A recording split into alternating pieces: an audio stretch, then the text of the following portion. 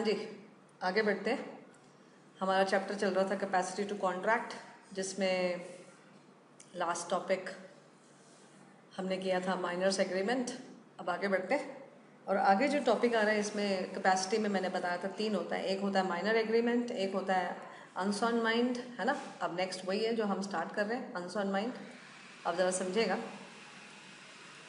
कि अनसॉन माइंड को लेके लॉ ने क्या बोला है। अनसॉन माइंड मैंने बताया था जो इनसेन होता है, इनसेन बोल दो, अनसॉन माइंड बोल दो, या फिर आप उसे मैड बोल दो, एक ही बात है। जिसको जो वर्ड समझ आ जाए, एग्जाम में सब समझ आने चाहिए, है ना, इसलिए सारे वर्ड सीखो।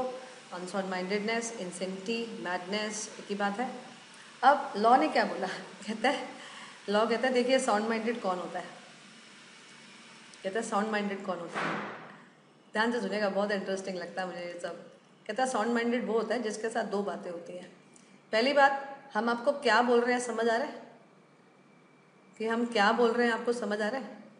अगर आपको ये पता चल रहा है कि अगला बंदा क्या बोल रहा है ना, व्हाट, तो फिर पहली बात। दूसरी बात, कि आपको ये समझ आ रहा है कि इसका आपके ऊपर क्या इफेक्ट पड़ेगा, क्या आप उसका इफेक्ट समझ पा रहे हो। तो आंसर इज हाँ जी, मैं इफेक्ट भी समझ पा रहा हूँ। अगर ये दोनों बातें हैं तभी आप क्या हो, साउंड माइंडेड हो। इसका मतलब है अगर आपको सिर्फ ये पता चल रहा है कि क्या बोला जा रहा है, लेकिन आपको ये नहीं पता चल रहा उसके ऊपर, आपके ऊपर उसका क्या इफेक्ट पड़ेगा, तो फिर आप sound minded, I am sorry, आप नहीं हो। आप मतलब XYZ कोई भी, ठीक है। आप और मैं क्यों ऐसी बातें करें अपने बारे में, मतलब कोई भी थर्ड पर्सन जिसको ये तो पता चल रहा है कि क्या बोल रहे हैं, लेकिन उसका उसके ऊपर क्या असर पड़ेगा ये उसको पता नहीं चल रहा है, तो कानून कहता है कि भैया फिर वो साउंड माइंडेड नहीं है, थोड़ा सा ऊपर से हिला हुआ है उसका मामला, ऐसे, राइट। जैसे मैं एक एग्जाम्पल जो मैंने रियल लाइफ में कभी देखा, आप भी देखते हैं, ऐसे एग्जाम्पल रोज दिखने को मिलते हैं हमारे को, तो वो बता रही हूँ। एक बार किसी ना कॉकटेल पार्टी में थे, मैं किसी कॉकटेल पार्टी में थी, किसी क्लोज वन ने, कोई मैरिज का ओकेजन था उसकी, और मैरिज से एक दिन पहले उसने कॉकटेल पार्टी रखी थी, तो हमें भी बुलाया था, तो मैं भी चली गई अपनी फैमिली के साथ। तो वहाँ पे देखा, अब कॉकटेल पार्टी में सबको पता है पीना पिलाना बहुत होता है और नशे में आ जाते हैं कुछ लोग फिर। तो एक अंकल जो हैं वो लेटे हुए कारपेट के ऊपर, और उनके बाकी जो रिलेटिव्स थे वो उनके चारों तरफ खड़े हुए थे। तो मैं भी वहाँ चली गई कि ये क्या हो रहा है देखने के लिए। तो मैंने जो देखा, है ना, ध्यान से सुनिएगा, मैंने जो देखा, वो जो अंकल ज़मीन पे लेटे हुए थे वो बहुत पी ली थी उन्होंने, बिल्कुल नशे में जिसे कहते हैं, बहुत ज़्यादा। और जो बाकी अंकल लोग थे, जो अंकल आंटी खड़े हुए थे उनके आसपास, उनके उन्हीं के रिलेटिव्स थे सारे के सारे, सारे क्लोज वन, भाई बंधु थे उनके, बंधु भी क्या थे, भाई ज़्यादा थे उनके, भाई बहन सब। अब वो सब क्या कर रहे थे, देखो ध्यान से सुनना। वो ना उनको कुछ ऐसी बातें बोल रहे थे जिसको देख के मुझे ये लगा कि जो अंकल लेटे हुए थे उनको पता चल रहा था कि ये सब क्या बोल रहे हैं। मतलब जो खड़े हुए थे वो कुछ बोल रहे थे, और जो लेटे हुए थे उनको सब पता चल रहा था कि क्या बोल रहे हैं। और फिर वो उनका जवाब भी दे रहे थे, जो लेटे हुए थे अंकल नशे में। अब जो वो जवाब दे रहे थे उससे वो अपना मजाक बनवा रहे थे। फिर से सुनो, कि जो लोग खड़े हुए थे वो उनको कुछ कमेंट्स दे रहे थे, उन कमेंट्स को वो रिएक्ट कर रहे थे, उस रिएक्शन से अंकल खुद अपना मजाक बनवा रहे थे। अब क्या कोई नशे में होगा तभी ऐसे करेगा ना, इसका मतलब अगर कोई नशे में नहीं है तो क्या वो ऐसे करता है ना। आप और मैं बिल्कुल सही है, तो अगर हमें कोई कुछ करेगा, कमेंट्स देगा, तो क्या हम ऐसे रिएक्शन देंगे कि हमारा खुद का मजाक बने। आंसर इज नो, क्योंकि हम साउंड माइंडेड हैं, हम सेन हैं, हम मैड नहीं हैं, जैसे उस वक्त वो अंकल अनसाउंड माइंडेड थे।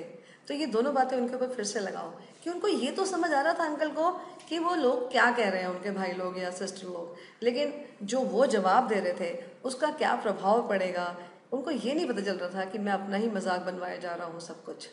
वो खुद भी हंसे जा रहे, उनके भाई बंधु भी हंसे जा रहे। इससे साफ पता चल रहा था कि वो उस वक्त साउंड माइंडेड नहीं है।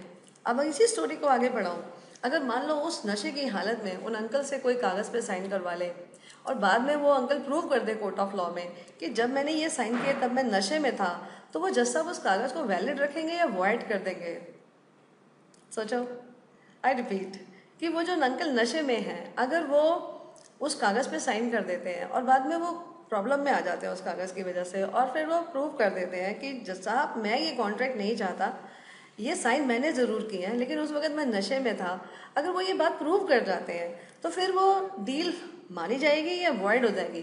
तो आंसर आता है वॉइड हो जाएगी, क्योंकि वो उस वक्त कॉम्पिटेंट नहीं थे, क्योंकि वो उस वक्त अनसाउंड माइंडेड थे। तो अनसाउंड माइंड कौन होता है या साउंड माइंडेड कौन होता है? जिसको दोनों बातें समझ में आ रही हो। पहली बात कि क्या कहा जा रहा है ये समझ आ रहा हो, you understand the content, and the second point what it will have impact upon you और द अदर पर्सन। आपको ये बातें समझ में आ रही हैं कि आपके ऊपर क्या असर पड़ेगा, तब आप क्या हो, साउंड माइंडेड हो, राइट। अब इसके ना बड़े सारे केसेस हैं, पेज नंबर 33 पे है। और पता है क्या असली बात, इंसान कॉन्ट्रैक्ट के वक्त कैसा है, साउंड है या अनसाउंड है, ये मैटर करता है। कॉन्ट्रैक्ट से हटकर किसी टाइम पे वो अनसाउंड है तो उससे हमारे को कोई लेना देना नहीं है, या कॉन्ट्रैक्ट से हटकर वो साउंड है तो उससे भी हमें कोई लेना देना नहीं है। इसका मतलब है हमारा जो मकसद है वो देखना कि जिस वक्त वो कॉन्ट्रैक्ट कर रहा था ओरली या रिटन या जैसे भी, उस वक्त वो साउंड माइंडेड था या उस वक्त वो अनसाउंड माइंडेड था। अगर उस वक्त वो साउंड माइंडेड था तो फिर वैलिड है, अगर उस वक्त वो अनसाउंड माइंडेड था तो फिर वो वॉइड है, ये आप भी सोच सकते थे, राइट। अब मुझे बस कुछ शब्द सिखाने हैं आपको जो पेज नंबर 33 पे हैं, और इसमें पहला वर्ड आता है ल्यूनाटिक। ल्यूनाटिक होता है जिसको पागलपन के दौरे पड़ते हैं, जिसको दौरा पड़ता है ना पागलपन का, वो फिर जो होता है वो कौन होता है, ल्यूनाटिक होता है। इसका मतलब है पागलपन का दौरा सब समझते हैं कि कभी वो पागल है और कभी वो पागल नहीं है ना। जैसे मैंने एक स्टोरी सुनी थी, आपने भी सुनी होगी, रियल है, आई डोंट नो, मेरे किसी स्टूडेंट ने मुझे बताई थी कि कोई मिस्टर एक्स, उनके दिमाग की ना कोई एक नस जो थी वो दब गई थी। उस वजह से वो कभी कभी ना अपने, जैसे वो उस वक्त 50-60 साल लगा लो, अब एग्जैक्टली थोड़ा ना मुझे याद है, बहुत पुराना किस्सा है। उस वक्त वो एक्चुअल एज उनकी 60 साल थी। तो बच्चा मुझे बता रहा था कि वो ना कभी कभी अपने उस एज में चले जाते थे जब वो 18-20 साल के थे, और वो बिल्कुल उन जब वो ऐसे होता था उस एज में चले जाते थे 60 साल की उम्र में भी, तो फिर वो उस वक्त के सारे लोगों को याद करते थे, उस वक्त के लोगों के हिसाब से बातचीत करते थे, उनका बिहेवियर बिल्कुल वैसे हो जाता था जैसे वो उस एज में थे, वो उस तरह की बातें करते थे, और फिर वो वापस आ जाते थे अपनी एज में थोड़े टाइम बाद। तो ये क्या था, ये ल्यूनेसी थी उनके अंदर, ल्यूनाटिक थे वो उस वक्त जब वो दौरा पड़ता था। और जब वो दौरा नहीं पड़ा हुआ तब फिर वो अपने 60 साल की उम्र में है तो वो नॉर्मल है। अब मैं आपसे पूछूंगी, आप बता दोगे कि जो लुनाटिक है अगर वो उस वक्त दौरा पड़ा हुआ है और फिर वो कॉन्ट्रैक्ट कर रहा है तो फिर वो क्या होगा? सोचो कि लुनाटिक है, दौरा पड़ा हुआ है, उस वक्त कॉन्ट्रैक्ट कर रहा है तो क्या होगा? आंसर है वॉइड। प्रूफ कैसे करेंगे वो हम नहीं बात कर रहे हैं, वो एक अलग इशू है। प्रूफ तो करना ही पड़ेगा कोर्ट ऑफ लॉ में कि जिस वक्त दौरा पड़ा हुआ उस वक्त कॉन्ट्रैक्ट हुआ था, फिर वो कॉन्ट्रैक्ट क्या हो जाएगा? वॉइड। अदरवाइज वो कॉन्ट्रैक्ट क्या रहेगा? Valid, right. अब इसमें वो लाइन है जो मैं पढ़ना चाहूँगी, कहते हैं he is a person who suffers from intermittent intervals, है ना, ये वर्ड मैंने सिखाया था आपको। कहता है हु सफर्स फ्रॉम, लिखती हूँ आपके लिए अच्छा लगेगा आपको, who suffers from intermittent intervals, देखो वर्ड गलत नहीं कर लिखना, अच्छा, इंटर, ये तो ना चाहिए था, ठहरो, अब देखो, इंटरमिटेंट, चलो अच्छा है, लगे हो गया, इंटरमिटेंट है ना, ऐसे सोचो, इंटरमिटेंट, जिसको स्पेलिंग मिस्टेक नहीं करनी, इंटरमिटेंट है ना, इंटरमिटेंट इंटरवल्स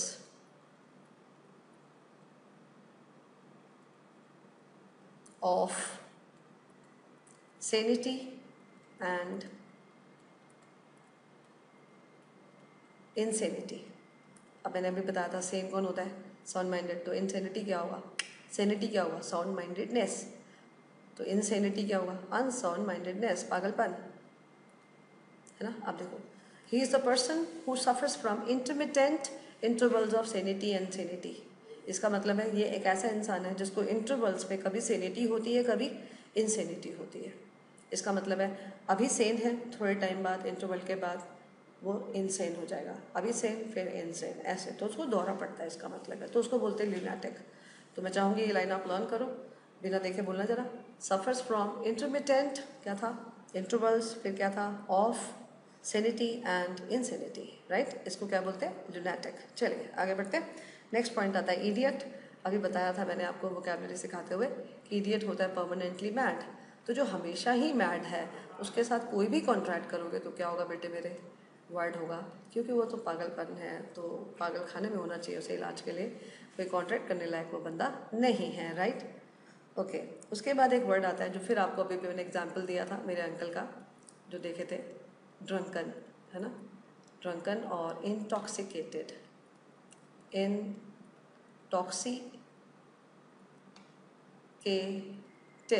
ऐसे पढ़ो, आपको स्पेलिंग याद हो जाएंगे, इंटॉक्सिकेटेड। तो इंटॉक्सिकेटेड क्या होता है, वही ड्रंकन, जो नशे, एक्चुअली इंटॉक्सिकेटिंग होता है, इंटॉक्सिकेटेड होता है जिसके ऊपर कोई भी नशे का प्रभाव है, चाहे वो सिगरेट का है, चाहे वो ड्रग्स का है, चाहे वो अल्कोहल का है, चाहे वो किसी भी चीज़ का है। तो कोई भी व्यक्ति जिसके ऊपर किसी भी नशे का प्रभाव है तो उसको हम क्या बोलते हैं, इंटॉक्सिकेटेड, राइट। तो वो मैंने एग्जाम्पल अभी दे दिया कि जिस वक्त वो ड्रंकन या इंटॉक्सिकेटेड है उस वक्त वॉइड है, जिस वक्त वो इंटॉक्सिकेटेड नहीं है उस वक्त कॉन्ट्रैक्ट क्या है, वैलिड है, राइट। उसके बाद जो नेक्स्ट वर्ड आता है हिप्नोटिज्म, बस वर्ड सिखाने, लॉ आपको सारा आता है। The word is hypnotism. Hypnotism क्या होता है, 3 वर्ड सीखो इसके लिए, आर्टिफिशियली इंड्यूस स्लीप, बुक पढ़ोगे मिलेंगे ये वर्ड्स आपको, लेकिन अभी आप बुक नहीं देखो, अभी आप इसको देखो स्क्रीन को, आर्टिफिशियली,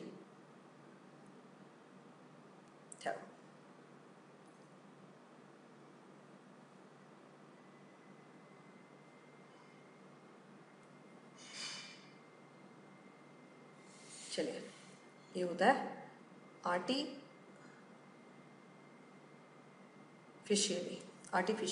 आर्टिफिशियल है ना, तो आर्टिफिशियली इंड्यूस स्लीप, क्या वर्ड है, आर्टिफिशियली इंड्यूस्ड स्लीप। अब इसका मतलब सोचो, इंड्यूस होता है एनकरेज करना, है ना, तो आर्टिफिशियली मतलब आपने कुछ आर्टिफिशियली करा है जिससे कि सामने वाले को सुला दिया है, देख लो, आर्टिफिशियली इंड्यूस स्लीप, इसका मतलब है आपने उसको हिप्नोटाइज किया है। हिप्नोटाइज का मतलब है आपने उसके दिमाग को सुला दिया है और कुछ अपने तरीके से, जिसकी वजह से उसका दिमाग सो गया है और वो फिर किसके अकॉर्डिंगली काम कर रहा है, आपके दिमाग के मुताबिक। इसका मतलब है हिप्नोटाइज करना क्या होता है, हिप्नोटाइज होता है उसको तो वशीभूत कर लिया आपने, वशीभूत करने का मतलब है अपने वश में कर लिया, उसका मतलब है उसका दिमाग सुला दिया और उसका अब वो किसके दिमाग के अनुसार चल रहा है, आपके दिमाग के अनुसार। अगर एक व्यक्ति अपने दिमाग को छोड़कर किसी और के दिमाग के हिसाब के अनुसार, उसके दूसरे के दिमाग के अनुसार चलना शुरू कर दे, तो इसका मतलब है दूसरे व्यक्ति ने इस व्यक्ति को क्या किया, हिप्नोटाइज, राइट। अब अगर वो ये प्रूव कर दे कि इसने जब मेरे से कॉन्ट्रैक्ट पे साइन कराए उस वक़्त मैं हिप्नोटाइज था, उस वक़्त मैं आर्टिफिशियली इंड्यूस स्लीप के वजह से अपना दिमाग यूज़ नहीं कर पा रहा था, तो फिर उस सिचुएशन में वो कॉन्ट्रैक्ट क्या हो जाएगा, वाइड। इसका मतलब है जब वो हिप्नोटाइज नहीं है तो कॉन्ट्रैक्ट वैलिड, लेकिन अगर हिप्नोटाइज्ड है तो contract wide, right. Okay, next आता है मेंटल डिके, जो अभी मैंने सिखाया था आपको, सिनाइल डिके या सिनाइलिटी। तो मेंटल डिके क्या होता है, मेंटल डिके कि आपका दिमाग जो है वो काम नहीं कर रहा है, किस वजह से, बिकॉज ऑफ एज, है ना, जिसे हम बोलते हैं सठियाना या सेनाइलिटी। तो फिर अगर मेंटल डिके हो गया है, दिमाग वीक पड़ गया है, या फिर जो आपका इवन मेडिकल रीजंस भी हो सकते हैं कि मेडिकल रीजंस की वजह से मेंटल डिके हो गया या एज की वजह से हो गया, तो उस दौरान भी अगर एक अम्मा जी हैं, मान लीजिए 80 साल की हैं, अगर वो अम्मा जी प्रूव कर दें कि मेरे बच्चों ने या मेरे पोते ने या मेरे जो भी उसके डिसेंडेंट्स हैं, तो उन्होंने जो है वो मेरे को कागज़ पे साइन करवाया, तो मेरे को लगा मैं पावर ऑफ अटर्नी पे साइन कर रही हूँ, जबकि ये तो मेरी प्रॉपर्टी के ट्रांसफ़र के कागज़ थे। सोचो, अम्मा जी कहती हैं जी जज साहब ये तो मेरी प्रॉपर्टी ही ले गए, मेरे को तो नहीं लगा कि ये प्रॉपर्टी के कागज़ हैं, मैं तो सोच रही थी, इन्होंने मुझे समझाया कि पावर ऑफ अटर्नी है, मैंने तो वो ये समझ लिया और मेरे को तो समझ ही नहीं आई क्या हो रहा है, तो क्या वो प्रॉपर्टी वापस आ जाएगी? तो आंसर इज़ यस, क्योंकि जो अम्मा जी ने साइन किया है वो वॉइड हो जाएगा। क्यों? क्योंकि उनका मेंटल डिके हो चुका है, दिमाग इतना अच्छे से काम नहीं कर रहा है, क्योंकि वो बूढ़े हो गए हैं, अपनी एज के कारण वो ज़्यादा सोचने समझने की शक्ति नहीं रखते हैं, इसलिए अगर कोई उनका नुकसान करता है तो वो चीज़ वो वापस ले सकते हैं प्रूव करके कि उनका मेंटल डिके हुआ था। यस और नो? लॉ बहुत अच्छा बना अगर आप ध्यान से देखें। उसके बाद आगे अब नेक्स्ट पॉइंट आता है इसमें, लास्ट जो इनकेपेसिटी होती है वो होता है अदर पर्सन, जिसमें आता है अदर पर्सनस में लिखती हूँ मैं हेडिंग अदर पर्सन्स, जो लास्ट टॉपिक है। और अदर पर्सन्स में पहला आता है एलियन एनिमी। पहली बात आती है एलियन क्या होता है। एलियन होता है ऑफ द अदर कंट्री। बच्चों से पूछो क्लास में एलियन कौन होता है तो बोलते हैं जादू। मूवी याद है आपको? फिलहाल एलियन कौन होता है? Of the other country. Of the other country मतलब भाई साहब हिंदुस्तान छोड़ के कहीं कभी निवासी ले लीजिए, वो कौन है? हमारा एलियन, राइट। अब एलियन दो होते हैं, सबको पता है। एक होता है एलियन फ्रेंड, और फ्रेंड का उल्टा कौन होगा? आपका एनिमी, है ना। अब कोई भी व्यक्ति एलियन है मतलब वो हिंदुस्तान के बाहर का है, पाकिस्तान का है, नेपाल का है, चाइना का है, तो वो हमारे एलियंस हैं, राइट। अब वो एलियन फ्रेंड है, इसका मतलब है देखिए व्यक्ति विशेष किसी दूसरे व्यक्ति विशेष का फ्रेंड या एनिमी अपनी वजह से नहीं बनता है एलियन का। हम कंट्री की वजह से एलियन फ्रेंड होते हैं या एलियन एनिमी होते हैं। अगर आज हमारी खुदा न खास्ता कभी ऐसा हो, कभी भी नहीं होना चाहिए, मान लीजिए किसी कंट्री के साथ वॉर हो गई, इंडिया की एक्स कंट्री के साथ, नाम नहीं लेना चाहूँगी मैं क्योंकि मैं कभी ऐसा नहीं चाहूँगी, तो मैं कुछ सोचूँ भी क्यों, है ना। कि इंडिया का मान लीजिए किसी एक्स कंट्री के साथ जो है वॉर हो गया, तो एक्स कंट्री का कोई भी व्यक्ति हमारा एनिमी होगा या फ्रेंड होगा? तो आंसर है एनिमी होगा। आप भी समझदार हैं। तो एलियन फ्रेंड कौन है? जिसके साथ, जिस कंट्री के साथ हमारा कोई वॉर नहीं है, उसका हर व्यक्ति विशेष हमारा कौन है? फ्रेंड है। लेकिन जिसके साथ वॉर हो गया, जो कभी ना हो भगवान करे, मान लो हो गया वॉर, तो जो उसका हर व्यक्ति विशेष है, जो भी उसका निवासी है, जो भी वहाँ के नेटिव्स हैं, उसके कंट्रीमैन, वो सारे के सारे हमारे कौन हो जाएंगे? Alien enemy. अब बात आती है एलियन फ्रेंड के साथ अगर हम कॉन्ट्रैक्ट कर रहे हैं तो कर सकते हैं। तो दुनिया चल रही है भैया इसी के सहारे, ग्लोबलाइजेशन। हर कंट्री दूसरी कंट्री के साथ कॉन्ट्रैक्ट करते रहते हैं सब बैठे हुए। तो ये जो एलियन फ्रेंड के साथ कॉन्ट्रैक्ट है वो क्या है? वैलिड है। लेकिन बात आती है क्या एलियन एनिमी के साथ कॉन्ट्रैक्ट करना चाहिए? तो आंसर इज़ नो, क्योंकि जब वॉर हो रखी है तब सही नहीं है। हमारा लॉ हमें इजाज़त नहीं देता कि हम उस कंट्री के किसी भी व्यक्ति के साथ कोई कॉन्ट्रैक्ट करें, इसलिए नहीं करना चाहिए। और अगर आप कॉन्ट्रैक्ट करते हैं तो वो क्या होगा? वॉइड आएगा, ठीक है। अब आपने बोला नहीं नहीं सर, मेरा जो कॉन्ट्रैक्ट था वो तो बिफोर वॉर का था, बिफोर वॉर ही हमने अपना कॉन्ट्रैक्ट कर लिया था, कैसी बातें करते हैं, तो वो वॉइड कैसे हो सकता है?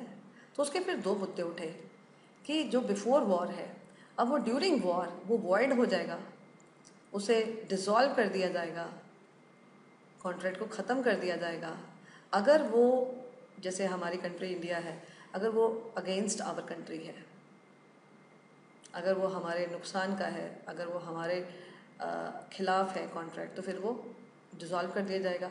लेकिन अगर वो हमारे बेनिफिट के लिए है, अगर उसमें हमारा फ़ायदा है, उस कॉन्ट्रैक्ट में, उस डील से हमें अच्छा लगेगा, हमारा फ़ायदा होगा, हमारा बेनिफिट है, तो उसे वॉर के दौरान सस्पेंड कर दिया जाता है। क्या कर दिया जाता है? सस्पेंड। और सस्पेंड का मतलब है जब वॉर ख़त्म हो जाएगी तो वो कॉन्ट्रैक्ट फिर से रिवाइव हो जाएगा, फिर से शुरू हो जाएगा। फिर से सुनो सारा कि एलियन हो गया ऑफ द अदर कंट्री, अगर फ्रेंड है तो वैलिड है, एनिमी है तो वॉइड है। लेकिन अगर कॉन्ट्रैक्ट बिफोर वॉर है तो वॉर के दौरान अगर वो हमारे खिलाफ है तो हम उसे डिसॉल्व कर देते हैं, वॉइड कर देते हैं। लेकिन अगर वो हमारे बेनिफिट में है तो उसे हम सस्पेंड कर देते हैं, ऐसे कि वॉर के बाद हम उस कॉन्ट्रैक्ट को फिर से शुरू कर देंगे, राइट। उसके बाद इसमें नेक्स्ट पॉइंट आता है, जो सेकंड पॉइंट आता है वो है फॉरेन सॉवरेंस का।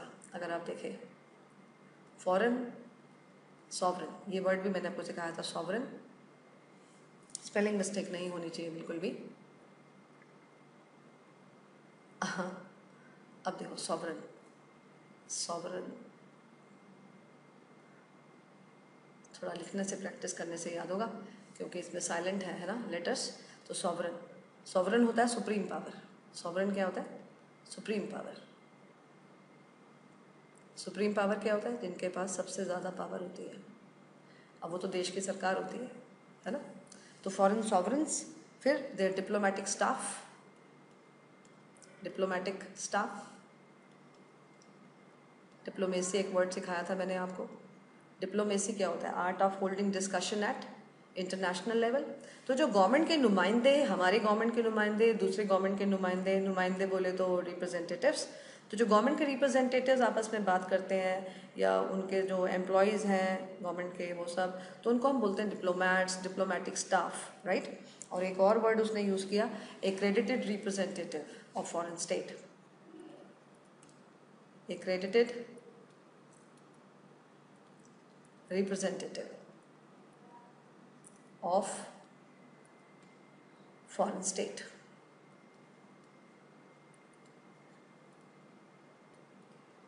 अब देखो, सबके सब एक ही वर्ड, सबके सब एक ही वर्ड है।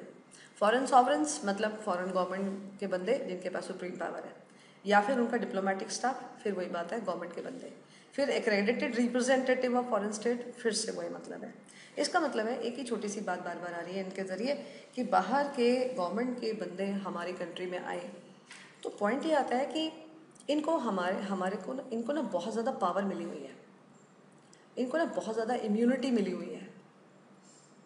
अब ये सब क्या है जो मैं लिख रही हूँ, पावर मिली हुई है, इम्यूनिटी मिली हुई है, तो इसका मतलब है कि अगर ये लोग, है ना, किसी भी कंट्री का कोई भी मिनिस्टर यहाँ पे आया, एक्सटर्नल अफेयर मिनिस्टर आया, कोई भी आया, तो वो तेरे मेरे जैसे हिंदुस्तानी के खिलाफ कोई अगर हमारे हिंदुस्तान की कोर्ट में केस करना चाहे तो बड़े आराम से कर सकता है, क्योंकि उसके पास पावर है।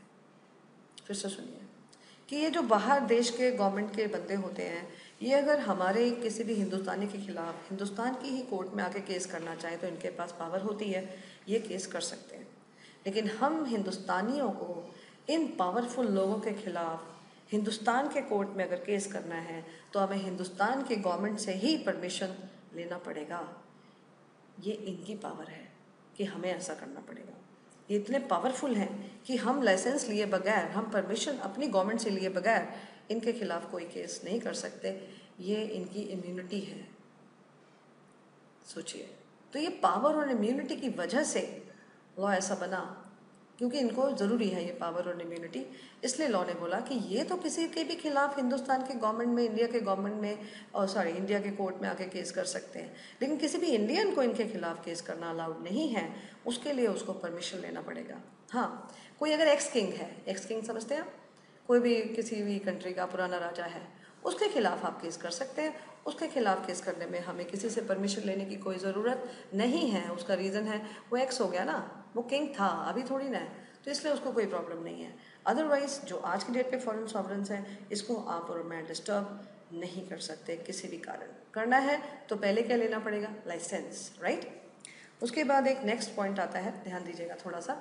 नेक्स्ट पॉइंट आता है कॉरपोरेशंस। कॉरपोरेशंस,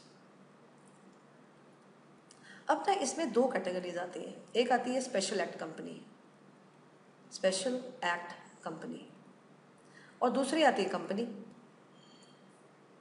अब कंपनी क्या होता है? जो कंपनीज एक्ट में रजिस्टर्ड है। कोई भी आपसे पूछे ना, बताइए जरा कंपनी क्या होता है, तो आप क्या बोलो? That is registered under companies act. कि कोई अगर कंपनी कंपनीज एक्ट में रजिस्टर्ड है तो इसीलिए बस उसको कंपनी बोलते हैं, ठीक है। अब कंपनी के ऊपर क्या लगा? एक तो कंपनीज एक्ट लग गया, दूसरा कंपनी का अपना एमओए होता है, अपना एओए होता है। एक्चुअली तो एमओए इंपॉर्टेंट है इस टाइम, लेकिन ठीक है, बताने को बता दिया कि कंपनी के पास एक तो कंपनीज एक्ट होता है और एक उसका एमओए और एओए होता है, ठीक है। और स्पेशल एक्ट कंपनी के पास क्या होता है? अपना स्पेशल एक्ट होता है। जैसे एग्जाम्पल आरबीआई, आरबीआई के पास क्या है? आरबीआई एक्ट है। एक आरबीआई को बनाने के लिए गवर्नमेंट ने क्या करा? आरबीआई एक्ट निकाल दिया भाई साहब। अब असली बात आती है, एक वर्ड है जो आपको सीखना पड़ेगा कि ये जो एक्ट है ना, ये आरबीआई एक्ट है मान लीजिए, तो इस एक्ट के अंदर रहकर जो भी काम किया वो इंट्रा वायर्स है। इस एक्ट के अंदर रहकर जो भी काम किया वो क्या है? इंट्रा वायर्स है। लेकिन अगर इस एक्ट के बाहर जाके काम किया तो वो अल्ट्रा वायर्स है। अब ये वर्ड सीखना है आपको। देखिए, इंट्रा का मतलब होता है विद इन। इंट्रा का क्या मतलब होता है? With in, with in objects, क्योंकि वायर्स का मतलब होता है ऑब्जेक्ट्स। जो भी काम वो कर सकते हैं उसको हम क्या बोलते हैं बेटे मेरे? ऑब्जेक्ट्स। अब सोचो, इंट्रा वायर्स क्या हो गया? विद इन ऑब्जेक्ट्स, और अल्ट्रा होता है बियॉन्ड, आउटसाइड, कुछ भी बोल दो। अब सोचो कि अगर आपने आरबीआई एक्ट की, मैंने जो शक्ल बनाया ये अथॉरिटी है किसकी? आरबीआई एक्ट की। आरबीआई एक्ट के अंदर रहकर कोई भी काम किया इस आरबीआई ने तो वो क्या है? इंट्रा वायर्स है। और अगर वो इंट्रा वायर्स है तो वो वैलिड है। अगर वो इंट्रा वायर्स है तो क्या है? वैलिड है। लेकिन अगर उसने इस एक्ट के बाहर जाके कोई भी काम किया तो वो क्या हो जाएगा? वॉइड हो जाएगा। इसका मतलब है कोई भी अल्ट्रा वायर्स जो बियॉन्ड ऑब्जेक्ट्स है, ऑब्जेक्ट्स होता है जो भी आप काम कर सकते हैं, तो अगर आप अपने कानून के दायरे में रहकर काम कर रहे हैं तो वो इंट्रा हो जाएगा, इंट्रा वायर्स, और वो वैलिड होगा। लेकिन अगर अपने कानून के दायरे से बाहर जाके काम कर रहे हैं तो फिर उसकी कोई वैलिडिटी नहीं है, फिर वो वॉइड हो जाएगा। इसका मतलब है उसको वो काम नहीं करना चाहिए, और जिसने वो काम इसके साथ किया उसको परेशानी आएगी, उसको लॉस होएगा, लेकिन उसका कोई इलाज नहीं है, क्योंकि उसको पता होना चाहिए था इस लॉ में क्या लिखा है और क्या नहीं लिखा है। क्योंकि जो अल्ट्रा वायर्स होता है वो वॉइड होता है, और जो इंट्रा वायर्स होता है वो वैलिड होता है। ऐसे ही यहाँ पर है कि अगर हमने ये जो दायरा है, ये दायरा किसका है, अगेन फिर वही बात, या तो इसमें कंपनीज एक्ट है या फिर इसमें एमओए है। एमओए में ऑब्जेक्ट क्लॉज होता है। अगर इसके अंदर रहकर किया तो क्या हो जाएगा बेटे मेरे, इंट्रा वायर्स हो जाएगा, और अगर इसके बाहर जाके किया तो क्या हो जाएगा, अल्ट्रा वायर्स हो जाएगा, और अगर अल्ट्रा वायर्स हुआ तो क्या हो जाएगा, वॉइड हो जाएगा। वॉइड होने का क्या मतलब है कि कंपनी की कोई लायबिलिटी नहीं है, कंपनी इज नॉट लायबल। सारा लॉस किसका, आउटसाइडर का। उसने कंपनी के साथ क्यों डील किया ये वो जाने, क्यों, क्योंकि आपको पता होना चाहिए कंपनीज एक्ट में क्या लिखा है, आपको पता होना चाहिए एमओए में ऑब्जेक्ट क्लॉज में क्या लिखा है, आप कंपनी के साथ वो काम क्यों कर रहे हैं जो कंपनी काम कर ही नहीं सकती है। क्योंकि अगर आप वो काम करेंगे तो कंपनी लायबल नहीं होगी, क्योंकि वो कॉन्ट्रैक्ट क्या होगा, वाइड होगा, क्योंकि वो कॉन्ट्रैक्ट क्या है, अल्ट्रा वायर्स है। Ultra vires means beyond objects of the company, right. This is what is corporation case, right. उसके बाद अगर आप देखें, हाँ से बता दिया मैंने, फिर इसका एक नेक्स्ट पॉइंट आता है, नेक्स्ट पॉइंट आता है इंसॉल्वेंट। अभी मैंने बताया था पीछे थोड़े टाइम पहले, इंसॉल्वेंट होता है जिसकी एसेट्स, इसको एक और वर्ड बोलते हैं ना, बैंकरप्ट। क्या वर्ड बोलते हैं, बैंकरप्ट। तो इंसॉल्वेंट या बैंकरप्ट वो होता है जिसकी एसेट्स कम पड़ गई हैं और लायबिलिटीज़ ज़्यादा है और उसकी हालत बहुत ख़राब है। अब इंसॉल्वेंट जो है वो कोई कॉन्ट्रैक्ट नहीं कर सकता, क्यों, क्योंकि वो केपेबल नहीं है। एक इंसॉल्वेंट आदमी जो है वो केपेबल नहीं होता। अब क्या होगा, जब कोर्ट ने उसको डिक्लेयर किया कि जी वो इंसॉल्वेंट है, तो उसकी जगह पे उसका ऑफिशियल असाइनी आ जाता है। कौन आ जाता है, ऑफिशियल असाइनी। या तो उसको ऑफिशियल असाइनी बोलते हैं या फिर ऑफिशियल रिसीवर भी बोल सकते हैं। कहीं उसको लॉ में ऑफिशियल असाइनी कहा जाता है, कहीं उसको ऑफिशियल रिसीवर कहा जाता है। अब ये बंदा क्या करता है, ये इसकी सारी एसेट्स को मैनेज करता है, सारी एसेट्स को मैनेज कर रहा है। उनको बेचेगा, पैसे निकालेगा, उससे उसकी लायबिलिटीज़ को पे ऑफ करेगा। सोचो मैंने क्या बोला है। इसको किसने अपॉइंट किया है, तो आंसर आता है इसको कोर्ट ने अपॉइंट किया है। किसने अपॉइंट किया इसको, कोर्ट ने। कोर्ट अपॉइंटेड है। कोर्ट ने क्यों अपॉइंट किया, यही मैनेजमेंट के लिए। कोर्ट ने बोला कि भैया इस बंदे की हालत तो ख़राब हो गई है, ये तो इंसॉल्वेंट हो गया है, ये तो किसी कॉन्ट्रैक्ट को करने लायक नहीं है, तो ऑफिशियल असाइनी, ऑफिशियल रिसीवर, तुम इसका काम संभालो, इसकी एसेट्स को मैनेज करो, उसको बेचो। मैनेज करने का क्या मतलब है, उसकी सेल करो, पैसा निकालो और उस पैसे से इसकी लायबिलिटीज़ को पे ऑफ करो। और इस दौरान जब तक उसकी इंसॉल्वेंसी चल रही है, जब तक ऑफिशियल असाइनी ये सारे काम संभाल रहा है, इंसॉल्वेंट क्या है, इनकेपेबल है, वो कोई कॉन्ट्रैक्ट नहीं कर सकता। क्यों, क्योंकि वो इंसॉल्वेंट है। अब क्या हुआ, अब ऑफिशियल असाइनी उसके सारे काम संभाल देगा, सारा जो काम है वो ख़त्म हो जाएगा, वर्क विल बी ओवर। जिसका पेमेंट हो पाया, जितना पेमेंट नहीं हो पाया उसके लिए वो बोल देगा आई एम सॉरी। मान लीजिए 10 लाख मिला सेल करके और जो पैसे लेने वाले हैं वो 20 लाख है, तो 50% पैसा पे हो गया, 50% पे नहीं हुआ, तो ये बैड डेट हो गया लोगों का। क्या कर सकते हैं आप, अगले की गर्दन पकड़ के थोड़ा पैसे निकाल लोगे आप। जो 50% नहीं मिल पाया वो लोगों के लिए क्या हो गया, बैड डेट हो गया। और ये जो इंसॉल्वेंट था उसके लिए डेफिशिएंसी हो गई, अब उसकी कमी है, उसने हाथ जोड़ दिए, जी मुझे माफ़ करिए, इसके बाद मैं कुछ नहीं कर सकता। आपको लगता है मेरी गर्दन पकड़ के पैसे बाहर आएंगे, ऐसा वैसा तो होगा नहीं, प्लीज़ आप मुझे बख्शें। वो सीधा सा बोल के अपना साइड हो जाएगा, यस और नो। अब जब ये वर्क ओवर हो गया तो एक रिपोर्ट तैयार हुई। क्या तैयार हुई, रिपोर्ट। वो रिपोर्ट किसको दिखाई गई, कोर्ट को। कोर्ट ने देखा भाई हाँ भाई सारा काम सिमट गया है, सब कुछ हो गया है, जो हो सकता था कर दिया है, बाकी के लिए हाथ जोड़ दिए हैं। तो अब कोर्ट ने क्या कहा, कोर्ट ने डिक्लेयर किया कि ये बंदा फिर से क्या है, सॉल्वेंट है। Court declared him to be solvent. Court ने बोला भाई now we discharge him from insolvency. क्या बोला, we discharge him from insolvency. इसका मतलब है हम इसको इंसॉल्वेंसी से फ्री करते हैं, इसको डिस्चार्ज करते हैं। इसका मतलब ये फिर से सॉल्वेंट है। अब ये छोले भटूरे बेचे या जो मर्जी करे अपने जीवन यापन के लिए, अपनी लिविंग के लिए, जो भी ये करता है इसको सब अलाउड है, ढंग का काम जो भी करेगा। और कृपया बाकी लोग इसे डिस्टर्ब ना करें क्योंकि इसे जीने का हक है। अब इसका पूरा बुरा वक्त ख़त्म होता है, अब ये अपना नया जीवन शुरू करेगा। अब that is what is he solvent. अब वो फिर से कॉन्ट्रैक्ट कर सकता है। अब ये कॉन्ट्रैक्ट करना चाहे तो कॉन्ट्रैक्ट कर सकता है, लेकिन पहले ये कॉन्ट्रैक्ट नहीं कर सकता था। इसका मतलब है, आई रिपीट एवरीथिंग, इंसॉल्वेंट जो होता है वो कॉन्ट्रैक्ट नहीं कर सकता क्योंकि वो इनकॉम्पिटेंट है। और उसके बिहाफ पे कौन संभालता है सब कुछ? ऑफिशियल असाइनी या ऑफिशियल रिसीवर, जिसको किसने अपॉइंट किया है? कोर्ट ने। वो इसके एसेट्स को बेचेगा, लायबिलिटीज़ को पे ऑफ करेगा। जो बाकी बच जाएगा उसको बैड डेट करार कर दिया जाएगा। जब काम खत्म हो जाएगा तो एक रिपोर्ट बनेगी, रिपोर्ट कोर्ट को जाएगी और कोर्ट फिर उसे क्या डिक्लेयर कर देगा? सॉल्वेंट। और अब वो फिर से कॉन्ट्रैक्ट कर सकता है। इसका मतलब है जब तक वो इंसॉल्वेंट रहा तब तक वो कोई कॉन्ट्रैक्ट नहीं कर सकता है। राइट? ओके। उसके बाद देखिए पेज नंबर 34 पे आती हूँ मैं नेक्स्ट पॉइंट के लिए। और वो नेक्स्ट पॉइंट है बेटे मेरे कॉन्वेक्ट्स। जो 5वां पॉइंट है अदर पर्सन का, वो कौन है? कॉन्वेक्ट्स। सबको पता होता है कॉन्वेक्ट होता है जिसको सज़ा मिली हुई है ना, जो जिसने कोई ऑफेंस किया है, ऑफेंडर भी बोल सकते हैं इसको आप, अपराधी, और वो जेल में है। तो जब तक वो जेल में है, जब तक उसकी सज़ा चल रही है ना, तब तक तो वो कॉन्ट्रैक्ट नहीं कर सकता। इसका मतलब वो फिर से क्या हो गया? इनकॉम्पिटेंट हो गया। हाँ, अगर उसका सेंटेंस होता है जो उसकी सज़ा का पीरियड है ना। सेंटेंस क्या होता है? जो उसकी सज़ा का पीरियड है। अगर सेंटेंस एक्सपायर हो गया, इसका क्या मतलब है? उसकी सज़ा का वक्त ख़त्म हो गया, तो फिर से वो केपेबल हो जाएगा। केपेबल का क्या मतलब है?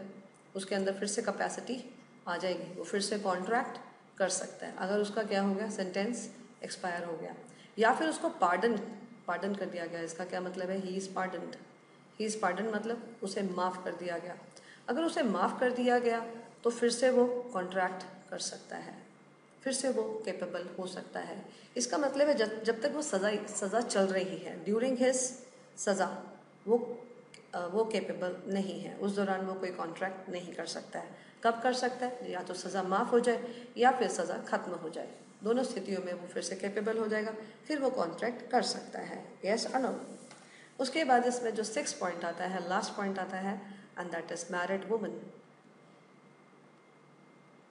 अब बड़ी ना इंटरेस्टिंग बात है कि जो मैरिड वुमन है ना, वो अलग है और उसके हस्बैंड अलग हैं। इसका मतलब वाइफ है और हस्बैंड है। इसका मतलब है हस्बैंड की प्रॉपर्टी पे वाइफ का कोई हक नहीं होता है। आई रिपीट कि हस्बैंड की प्रॉपर्टी पे वाइफ का कोई हक नहीं होता है। और जो जैसे एक लड़की की शादी हुई तो उसको ना स्त्रीधन मिला। एक वर्ड आता है स्त्रीधन। आई डोंट नो बुक में मिले ना मिले आपको, मैं सिखा रही हूँ आपको। स्त्री कौन होता है? स्त्री होता है वुमन, है ना। स्त्रीधन मतलब स्त्री का वुमन, स्त्री का धन, है ना। स्त्री का धन, स्त्रीधन क्या होता है? जो उसके फादर ने उसकी मैरिज पे उसको गिफ्ट दिया था। फादर ने उसकी मैरिज पे उसको क्या दिए थे? गिफ्ट्स दिए थे, दहेज जिसको बोलते हो आप। तो वो जो गिफ्ट्स हैं जो उसके फादर ने उसकी मैरिज पे दिए ऑन मैरिज, वो उसका क्या कहलाता है? स्त्रीधन। ठीक है। और ये स्त्रीधन पे किसका हक होता है? वुमन का। इस पे वुमन का राइट है। और इस स्त्रीधन से वो कोई भी कॉन्ट्रैक्ट्स कर सकती हैं। वो सब कॉन्ट्रैक्ट क्या है? वैलिड है। अदरवाइज हस्बैंड की जो प्रॉपर्टी है उस पर उनका कोई हक नहीं होता है। हाँ, उस वुमन ने अपने नाम से जो प्रॉपर्टी ली है, कल को उसके हस्बैंड ने पैसा खर्च किया भले, वो एक अलग इशू है, लेकिन वुमन के नाम पे प्रॉपर्टी है। उस प्रॉपर्टी से तो वो अपनी एसेट से वो बिजनेस कर सकती हैं, कॉन्ट्रैक्ट कर सकती हैं, लेकिन हस्बैंड की प्रॉपर्टी से कॉन्ट्रैक्ट नहीं कर सकती हैं। फिर इसमें ना एक बड़ा इंटरेस्टिंग पॉइंट आता है कि ये लॉ ऑफ एजेंसी पे बेस्ड है, जो IPCC लेवल पे आता है, कि जो वाइफ है ना उसको हस्बैंड की एजेंट माना गया है। She is agent of husband. इसका क्या मतलब है? इसका मतलब है कि देखो, हिंदुस्तान मेल डोमिनेटिंग सोसाइटी, फिर हम ये मान के चलते हैं कि जी घर को संभालने की सारी जिम्मेदारी मेल मेंबर की होती है, हेड ऑफ द फैमिली भी उनको माना गया है। तो इसलिए जो वाइफ की जिम्मेदारी है वो किसकी मानी गई है? हस्बैंड की। ठीक है। तो अगर वो दो केस बनते हैं, एक केस बनता है दे लिव टुगेदर। हाँ, इतना डिटेल यहाँ पे आएगा नहीं, तो रहने देते, आपके लेवल की बात करते हैं। वो ये कि ये केस नहीं लेते, ठीक है, छोटी सी बात करते हैं जो आपकी बुक में लिखी है। पहली बात तो ये है कि वो अपने हस्बैंड की प्रॉपर्टी से कॉन्ट्रैक्ट नहीं कर सकती हैं, ठीक है। दूसरी बात ये कि हाँ, ये बात लिखी है, एक लाइन में लिखी है, वैसे ही समझा देती हूँ आपको, ज़्यादा डिटेल में नहीं बताती अभी। वो IPCC लेवल पे बहुत लॉ ऑफ एजेंसी है, वो इंटरेस्टिंग है बहुत, आएगा। फिलहाल नहीं, फिलहाल छोटी सी बात कि जो वाइफ हैं, ठीक है, ये अपनी नेसेसरीज़ के लिए, नेसेसरीज़ क्या होता है, स्टैंडर्ड ऑफ लिविंग बताया था, ये अपने नेसेसरीज़ के लिए अपने हस्बैंड के नाम से उधार ले सकती हैं। She can use her husband's credit, ऐसे बोलेंगे, she can use her husband's credit. इसका मतलब है वो उनके नाम से क्रेडिट ले सकती हैं अगर वो उनकी क्या है, नेसेसरीज़, और अगर जो हस्बैंड हैं वो उनको मेंटेनेंस नहीं दे रहे हैं। If husband does not provide her with maintenance, जब मैंने बोला when husband does not provide her with maintenance, इसका क्या मतलब है कि वो उसको घर खर्च के लिए पैसा नहीं दे रहे हैं या उनके खर्चे नहीं निपटा रहे हैं, तो वो अपनी नेसेसरीज़ के लिए हस्बैंड के नाम पे उधार ले सकती है। मतलब दुकानदार के पास गई और जो अपने स्टैंडर्ड के मुताबिक ज़रूरी सामान था वो लिया और बोला पैसे मेरे हस्बैंड दे जाएंगे, खाते में उनके नाम पे लिख दो आप। अब दुकानदार किससे क्लेम करेगा, हस्बैंड से। हस्बैंड के पास बचने का यहाँ पे एक रास्ता है कि क्या हस्बैंड उनको मेंटेनेंस देते हैं, क्या वो उनको संभालने का सारा खर्चा निपटा रहे हैं, नहीं तो फिर उनको पे करना पड़ेगा। अगर हस्बैंड ये प्रूव कर दे जी मैंने तो पैसा दिया था, मैडम से पूछो उस पैसे का क्या किया, इसी काम के लिए पैसा दिया था, फिर तो वो बच जाएंगे, अदरवाइज बचने का कोई चांस नहीं है, राइट। पढ़ती हूँ वो लाइन जो आपकी बुक में लिखी हुई है। इसमें एक लाइन और सीखो, इसको हम ऐसे बोल सकते हैं, शी